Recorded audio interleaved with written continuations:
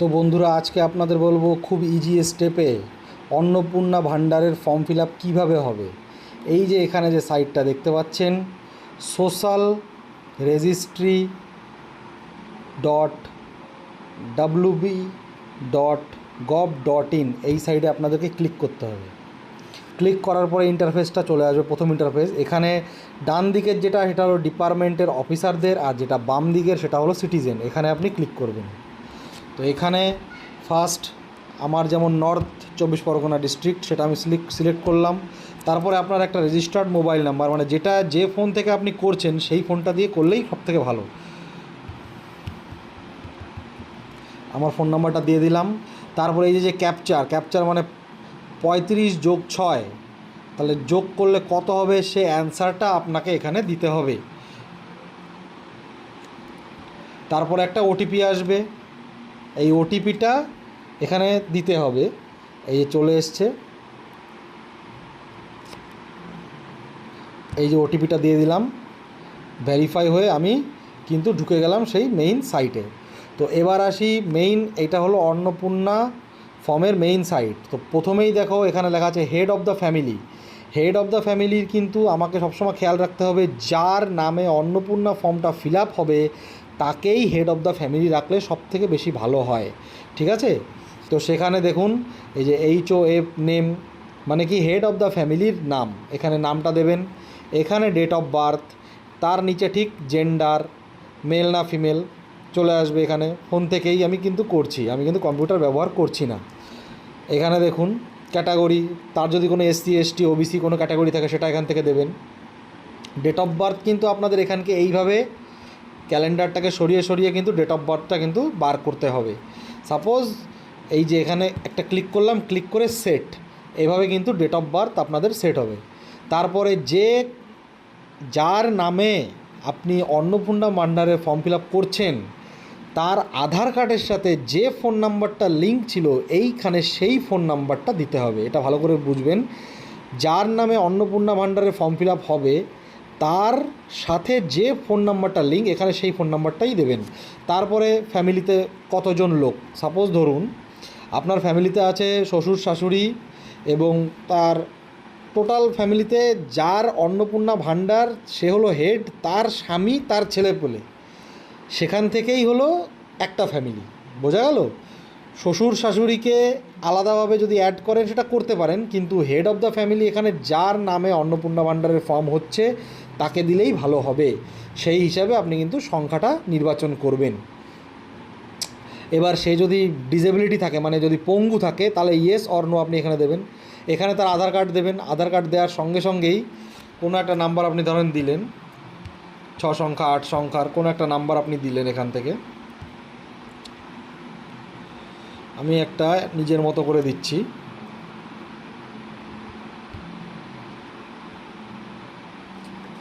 এরকম একটা যে কোনো একটা কার্ড দেওয়ার সঙ্গে সঙ্গে আপনাকে কিন্তু এখানে একটা দেখাবে file, upload file, image file. তো ইমেজটাকে কি করে আপনি আপলোড করবেন, সেখানে যখন আমি যাচ্ছি, যখন আমি ক্লিক করছি এরকম একটা ইন্টারফেস চলে আসবে।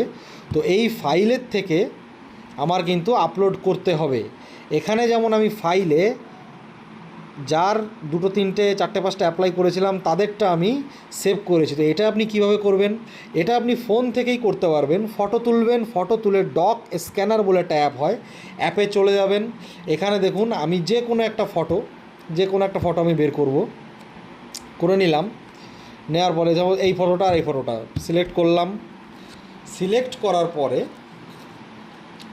করার পরে অটোমেটিক্যালি চলে আসবে, এগুলো আপনি নিজেদের মতো করতে পারবেন। সিলেক্ট হয়ে গেল, তো কালারে যাবেন। কালারে যাওয়ার পরে এই যে অরিজিনাল পিকচারে যাবেন, অরিজিনাল। তারপরে একটা ফোল্ডার হয়ে গেল, যে ফোল্ডার হলো তার ঠিক ডান সাইডে ক্লিক করতে হবে। ক্লিক করার পরে কম্প্রেসে চাপ দিলেন। কম্প্রেসে চাপ দেওয়ার পরে এখানে দেখুন কোয়ালিটি বাড়ানো কমানো যাচ্ছে, একেবারে লোতে করে দেবেন, যাতে কি এখানে ডান দিকে দেখুন ওর সাইজটা কিন্তু আপনি দেখতে পাচ্ছেন যে কত সাইজের ফাইল আপনি বানাচ্ছেন। তো অন্নপূর্ণায় আমাকে কি বলেছিল, আমাকে বলেছিল যে ফাইলটাই আমি দেব তার সাইজ কিন্তু আমার এখানে কত হতে হবে, দেখুন 50 থেকে 200 কেবির মধ্যে কিন্তু আমার ফাইলটাকে বানাতে হবে। তাহলে সেরকমভাবে আমি বানিয়ে নেব এই ডক স্ক্যানার অ্যাপ থেকে। এই যে দেখুন এখানে কেবি দেখতে পাচ্ছেন, এইভাবে কেবিটা বাড়িয়ে কমিয়ে নেব। বাড়িয়ে কমিয়ে নেওয়ার পরে এটাকে আমি সেভ অপশানে ক্লিক করতে হবে। সেভ করার পরে save two phone storage click করলাম। ক্লিক করার পরে এই যে ইউজ দিস ফোল্ডার দিয়ে চাপ দেবেন। পরবর্তীতে সেই নামে বা সেই ফাইলটা কিন্তু আপনার এই ফাইলে সেভ হয়ে গেল। এখান থেকে কিন্তু আপনি নামটাও কিন্তু যেই সেভে আপনি ক্লিক করবেন এখান থেকে আপনি ওই ফাইলের নিজস্ব নাম দিতে পারবেন, যে ফাইলটা আপনি দিচ্ছেন এখান থেকে আপনি নাম দিতে পারবেন। তো সেই নামে ওই ফাইলটা কিন্তু সেভ হবে। যাই হোক, এইভাবে আমি আপলোডের ব্যাপারটা বলে দিলাম। তারপরে পার্মানেন্ট অ্যাড্রেস, যেটা কিনা আপনার আধার কার্ডে যেটা থাকবে সেই অ্যাড্রেসটাই দিতে হবে। তারপরে ডিস্ট্রিক্ট, যেহেতু নর্থ 24 পরগনা দিয়েছে সেটা আপনার দিতে হবে। এরিয়া, রুরাল মানে গ্রাম্য, আর আরবান মানে শহরে। তো রুরালই দেবেন, বা যার শহরে সে শহরে দেবে। আর পিনকোড আপনাকে এখান থেকে সিলেক্ট করতে হবে। পুলিশ স্টেশনটাও আপনাকে এখান থেকে রীতিমতো সব ধরনের অপশান আপনি পেয়ে যাবেন ফোন থেকেই। Epic number, voter card number আপনাকে দিতে হবে। এবং যাই দেবেন না কেন তার সাথে কিন্তু ওই সেম প্রসেসে আপনার কিন্তু ফাইলটা আপলোড করতে হবে, যেভাবে আমি দেখালাম। তো এখানে অ্যাসেম্বলি এখানে চলে আসবে, আপনাদের মোবাইলেই চলে আসবে। গাইঘাটা যেমন আমাদের অ্যাসেম্বলি, এই যে 97 গাইঘাটা, এই যে অ্যাসেম্বলি দিলেন। তারপরে পার্ট নাম্বার যে যার পার্ট নাম্বার সেটা দেবেন। তারপরে নেক্সট ক্লিক করলেন।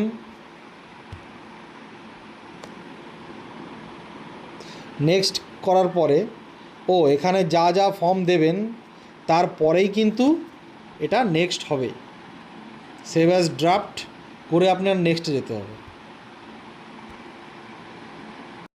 এবং ডকুমেন্ট আপলোড হয়ে গেলে এখানে দেখবেন গ্রিন টিক এর মতো একটা অপশান কিন্তু আসবে, ঠিক আছে? কিন্তু আপনার এখানে কিন্তু নিচে দেখুন ওই পেজেরই ঠিক নিচে সেভ ড্রাফট বলে একটা অপশান আসবে, সেখানে কিন্তু আপনার ক্লিক করতে হবে। তাহলে এই পেজটা কিন্তু আপনার সেভ হয়ে গেল। আচ্ছা, ঠিক তারপরে নেক্সট চাপ দিলাম, এই নেক্সটটা চাপ দিলাম। এবং এরপরে আসলো কি, do you have any digital ration card? তো আপনার যদি রেশন কার্ড থেকে থাকে, মানে হাতের ছাপ দিয়ে যদি আপনি রেশন পাচ্ছেন, তাহলে অবশ্যই আপনার কার্ডটা ডিজিটাল। তো এখানে আপনি ইয়েস করবেন, এবং কি ধরনের কার্ড সেটা কিন্তু আপনি এখানে পেয়ে যাবেন, যে AY, PHH, SPHH, RKSY1 না RKSY2, এগুলো কিন্তু আপনি ফিল আপ করতে পারবেন। এবং তারপরে কার্ডের নাম্বারটা কিন্তু আপনাকে এখানে বসাতে হবে। এইভাবে প্রত্যেকটা পেজ ফিল আপ করার পরে আপনাকে কিন্তু সেভ ড্রাফট বলে এরকম কোনায় যে অপশানটা ক্লিক করে নেক্সটে এগোতে হবে। এবার দেখুন এখানে কি আছে, এখানে আছে আপনার বাড়িতে হাউস সাইজ মানে পাকা, আপনার বাড়িতে 3টের বেশি পাকা রুম আছে কি? তাহলে ইয়েস, যদি না থাকে তাহলে no. Your family owns any land, আপনার ফ্যামিলির কি কোনো জমি আছে? যদি থাকে ইয়েস। এবং দেওয়ার পরে আপনাকে কিন্তু এখানে ল্যান্ড রেকর্ড, মানে আপনাকে কতটা জমি আছে সেটা কিন্তু আপনাকে মেনশান করে জানাতে হবে। এটা আপনি পাবেন, ঠিক চলে যাবেন, এই যে দেখুন জমির দলিলের কাগজ এরকম হয়। তো এই রকম পজিশানে কাগজের ঠিক এরকম পজিশানে একটা টোটাল অ্যামাউন্ট দেখা যায়, সেটা কিন্তু আপনার জমির মেইন অ্যামাউন্ট, কত শতক। তাহলে আমার এখানে 0.07 শতক, সেই শতকটা কিন্তু আপনাকে ওই যে ল্যান্ড রেকর্ডের জায়গাটা, এই যে এখানে কিন্তু আপনাকে বসাতে হবে। জমি মানে যে আপনার টোটাল ফ্যামিলির বাড়ির সদস্যের নামে ঠিক কতটুকু জমি আছে সেটা বলতে বোঝায়, ঠিক আছে? এখানে কি এরপরে কি বলেছে, ভেহিকেল মানে কোনো যানবাহন, মানে কোনো 4 চাকা আপনাদের কাছে আছে কি না। তো যদি না থাকে নো, যদি থাকে তো ইয়েস করতে হবে। এবং পরবর্তীতে কতগুলো আছে এবং তাদের নাম্বারগুলো কিন্তু পরপর আপনাকে এখানে ভরতে হবে নিচেরটায়। আর যদি না থাকে সিম্পল নো।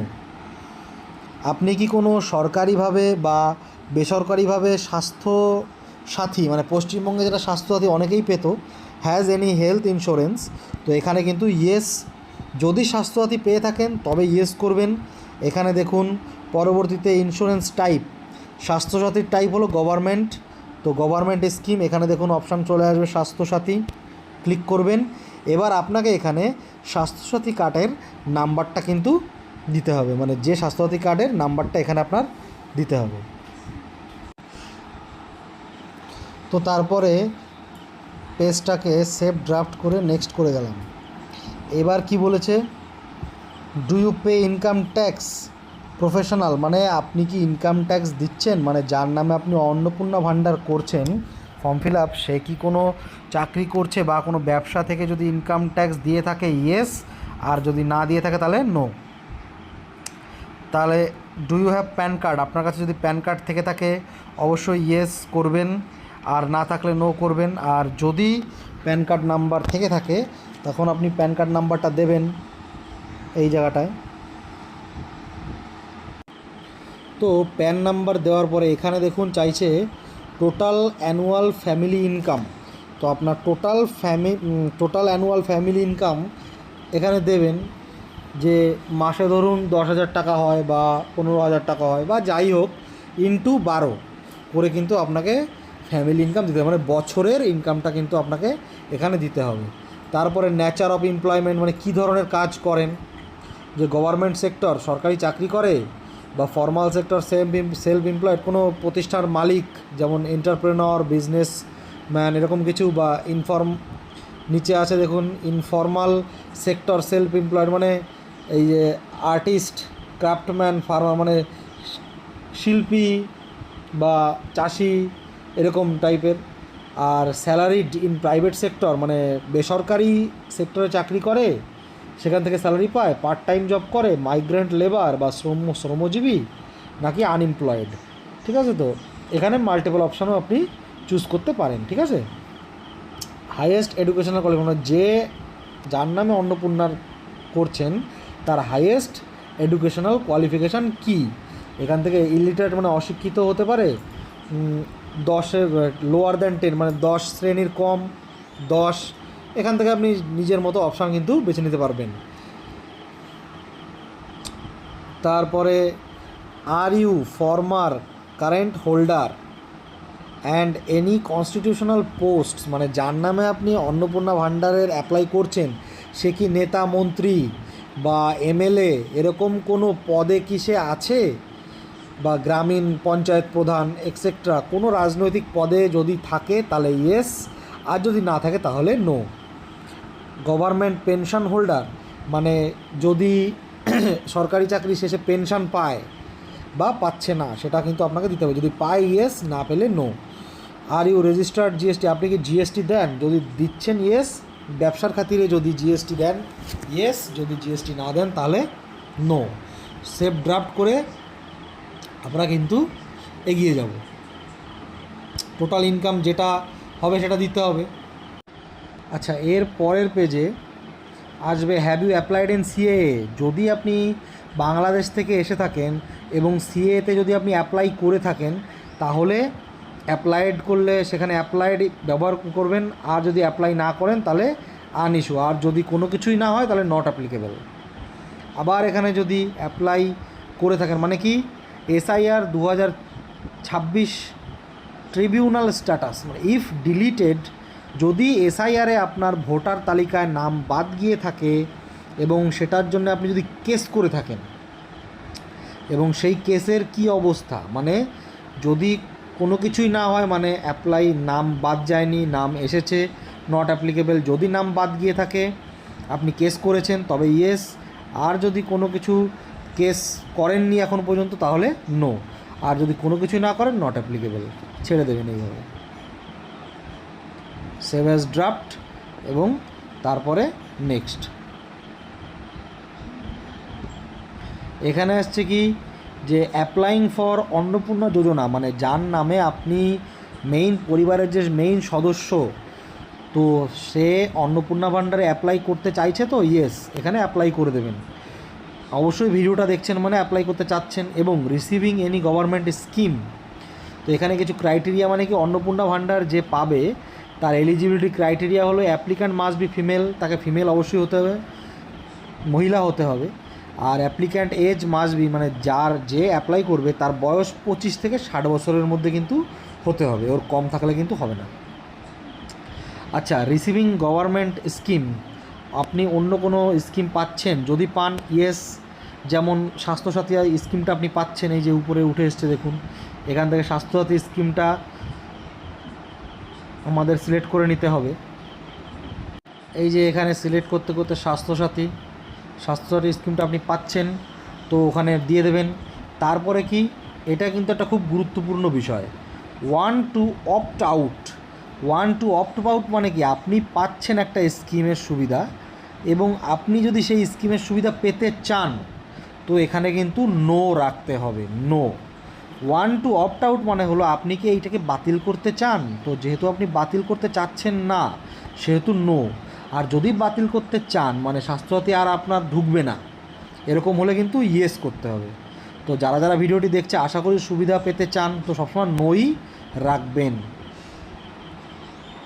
এবং এছাড়াও যদি অন্য কোনো স্কিম আপনার থেকে থাকে তো এখানে অ্যাড অ্যানাদার স্কিম এই অপশানটায় কিন্তু আপনাকে ক্লিক করে ওখানে দিতে হবে। এবার মেম্বার 1-এর কিন্তু আমরা করে ফেলেছি, এরপরে আমরা মেম্বার 2 এর যাবতীয় ডিটেলসগুলো কিন্তু আমরা এখানে ভরবো। তো মেম্বার 2 মানে আপনি যার নামে অন্নপূর্ণা করেছেন তার হাজব্যান্ডকে সাধারণত মেম্বার 2-তে রাখলে ভালো হয়, ঠিক আছে?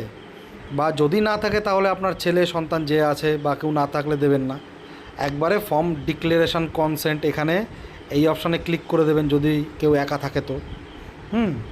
আর যদি ফ্যামিলিতে লোক থাকে তো এইভাবে আপনি পরপর মেম্বারগুলোকে কিন্তু অ্যাড করতে করতে যেতে হবে, ঠিক আছে? তার যাবতীয় ডিটেলসগুলো আর আপলোড বা ডকুমেন্টস আপলোডেশন ঠিক সেরকমভাবেই করতে হবে যেটা মেম্বার 1-এর ক্ষেত্রে আমি করেছি। তো কিছু কিছু ক্ষেত্রে আমি বলে দিলাম। তো মেম্বার 1-এর মতো এখানেও কিন্তু আমাদের সেম নেমটা কি, মেম্বার টাইপ অ্যাডাল্ট না চাইল্ড, সেটা আপনি এখানে ক্লিক করতে পারবেন, সে অ্যাডাল্ট না চাইল্ড। অ্যাডাল্ট, তাহলে নেম অ্যাজ পার আধার অফিসিয়াল আইডি, মানে তার আধার কার্ডে তার যা নাম ছিল সেরকমভাবে কিন্তু ডিটেলস আপনাকে ফিল করতে হবে। তো এখানে আসি মেইন যে বক্তব্যটা, যদি যার নাম আপনি ফিল আপ করছেন এখানে তার সাথে এই হেড অফ দ্য মেম্বারের রিলেশনটা কি, সে ছেলে, বউ বা ডটার, মেয়ে, সিস্টার, গ্র্যান্ডসন, যাবতীয় সমস্ত রকমের রিলেশান কিন্তু আপনি এখানে পেয়ে যাবেন। তো যেহেতু হাজব্যান্ড, তো স্বামী হিসেবে হাজব্যান্ডটা কিন্তু মেম্বার 2-তে আমি দিয়ে দিয়েছি। সমস্ত ফর্ম ফিল আপ করার পরে আপনাকে অবশ্যই ডিক্লারেশন অ্যান্ড কনসেন্টে এই অপশানটায় ক্লিক করতে হবে। উপরের সমস্ত নথিগুলোকে আপনি চাইলে আরেকবার দেখে নিতে পারবেন। তো 1, 2, 3, 4টে মেম্বার, 1, 2, 3, 4টে মেম্বার করা হয়েছে, যেখানে যার নামে অন্নপূর্ণার অ্যাপ্লাই করা হয়েছে তাকে কিন্তু ফ্যামিলির হেড মানে হেড মহিলাকে রাখতে হবে অনলাইনে। যার নামে অন্নপূর্ণার অ্যাপ্লাই করবেন কখনোই ফ্যামিলির হেড মানে শ্বশুর শাশুড়ি, অর্থাৎ হয়তো তারা কেউ বৃদ্ধ ভাতা পাচ্ছেন বা অন্য কোনো ভাতা পাচ্ছেন, তাদেরকে এই ক্ষেত্রে হেড বানালে কিন্তু হবে না, ঠিক আছে? তো তারপরে ডিক্লারেশন অ্যান্ড কনসেন্টে ক্লিক করার পরে এটাকে আপনাকে টিক মারতে হবে। কিছুই না, এটা হলো যে আপনি যে সমস্ত নথিগুলো সরকারকে দিচ্ছেন সেটা অরিজিনাল কিনা, এবং যদি সেটা ফলস হয় তো তার জন্যে যা যা টার্মস অ্যান্ড কন্ডিশান থাকবে বা সরকারি কোনো সাহায্য আপনি ভবিষ্যতে কিন্তু পাবেন না, সেটাই এটা ডিক্লারেশন করার পরে এইখানে নিচে সাবমিট অ্যাপ্লিকেশানে কিন্তু ক্লিক করে দিতে হবে। করে দেওয়ার পরে এরকম একটা অ্যাপ্লিকেশান আইডি আপনি কিন্তু দেখতে পাবেন, যেখান থেকে কিনা ভবিষ্যতে আপনি আপনার অ্যাপ্লিকেশানের যাবতীয় সব কিছু কিন্তু চেক করতে পারবেন। Thank you. ভিডিওটা ভালো লাগলে অবশ্যই লাইক, শেয়ার, কমেন্ট করো এবং এভাবেই পাশে থেকো। ধন্যবাদ। তো বন্ধুরা, ভিডিওটি ভালো লাগলে অবশ্যই চ্যানেলটিকে সাবস্ক্রাইব করে বেল আইকনে একটা ঘন্টা বাজিয়ে রাখো, যাতে এরকমই নিত্য নতুন ভিডিও তোমাদের জন্য আনতে পারি। এবং পাশে থাকার জন্য অসংখ্য ধন্যবাদ, ভিডিওটি দেখার জন্য অসংখ্য ধন্যবাদ। Thank you.